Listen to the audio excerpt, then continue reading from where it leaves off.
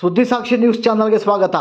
ಗೌರಿಬಿದನೂರು ನಗರದ ಸಮಾನತಾ ಸೌಧದಲ್ಲಿ ಇಂದು ವಿದ್ಯಾರ್ಥಿಗಳಿಗಾಗಿ ಸ್ಪರ್ಧಾತ್ಮಕ ಪರೀಕ್ಷೆಗಳನ್ನು ಎದುರಿಸುವ ಸಲುವಾಗಿ ಪ್ರಾರಂಭವಾಗಿರುವ ತರಬೇತಿ ಶಿಬಿರವನ್ನು ಶಾಸಕರಾದ ಕೆಎಚ್ ಪುಟ್ಟಸ್ವಾಮಿ ಗೌಡರು ಉದ್ಘಾಟಿಸಿದರು.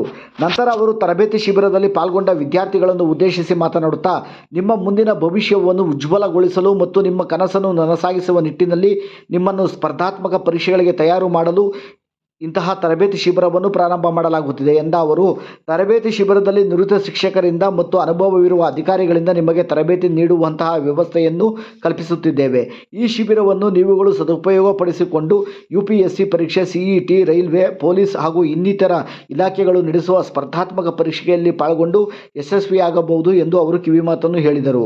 ಶಿಬಿರದಲ್ಲಿ ಉಪಸ್ಥಿತರಿದ್ದ ತಹಶೀಲ್ದಾರ್ ಮಹೇಶ್ ಎಸ್ ಪತ್ರಿ ಅವರು ಮಾತನಾಡುತ್ತಾ, ಇಂದಿನ ಸ್ಪರ್ಧಾತ್ಮಕ ಜಗತ್ತಿನಲ್ಲಿ ಪ್ರತಿಭಾವಂತರಿಗೆ ಮಾತ್ರ ಅವಕಾಶ ದೊರೆಯುತ್ತದೆ. IAS, KS, PSI ಮುಂತಾದ ಹುದ್ದೆಗಳ ಕನಸು ಕಾಣುವ ಗ್ರಾಮೀಣ ಭಾಗದ ವಿದ್ಯಾರ್ಥಿಗಳು ಲಕ್ಷಾಂತರ ರೂಪಾಯಿಗಳ ಶುಲ್ಕ ನೀಡಿ ಹೆಸರಾಂತ ತರಬೇತಿ ಅಕಾಡೆಮಿಗಳಲ್ಲಿ ತರಬೇತಿ ಪಡೆಯುವುದು ಕಷ್ಟ.